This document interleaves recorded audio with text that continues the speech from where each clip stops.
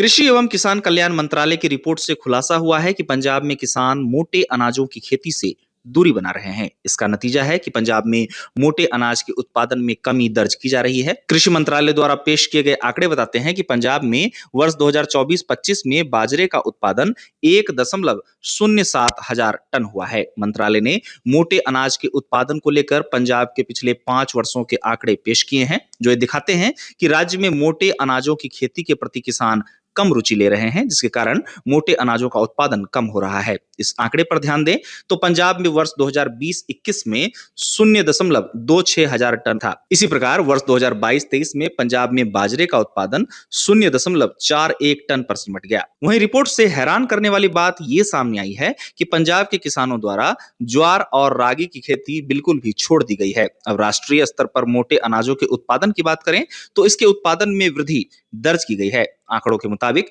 वर्ष 2024-25 के दौरान कुल 180.15 लाख टन मिलेट्स का प्रोडक्शन हुआ है, जो पिछले साल की तुलना में 4.43 लाख टन अधिक है। पंजाब में अनाज उत्पादन को लेकर जो आंकड़े सामने आए हैं, उसमें एक बात और स्पष्ट हुई। वर्ष 2023-24 के दौरान पंजाब में धान और गेहूं का उत्पादन सबसे अधिक हुआ था। आंकड़े बताते हैं कि पंजाब में 2022-23 में धान के उत्पादन में 3.44% की बढ़ोतरी दर्ज की गई। इसी तरह पंजाब में गेहूं के उत्पादन में भी बढ़ोतरी के आंकड़े सामने आए हैं, जहां राज्य में गेहूं के उत्पादन में 3.64% की वृद्धि हुई है। वहीं पंजाब के पड़ोसी राज्य हरियाणा की बात करें तो यहां मोटे अनाजों के उत्पादन में लगातार बढ़ोतरी दर्ज की जा रही है। वर्ष 2024-25 में हरियाणा से जो बाजरा उत्पादन के आंकड़े सामने आए हैं, उसके मुताबिक हरियाणा में 1251.94 हजार टन बाजरा का उत्पादन हुआ है। वहीं आंकड़े बताते हैं कि हरियाणा में ज्वार और रागी की खेती में भी किसान लगातार रुचि ले रहे हैं और इसी का नतीजा है कि वर्ष 2024-25 में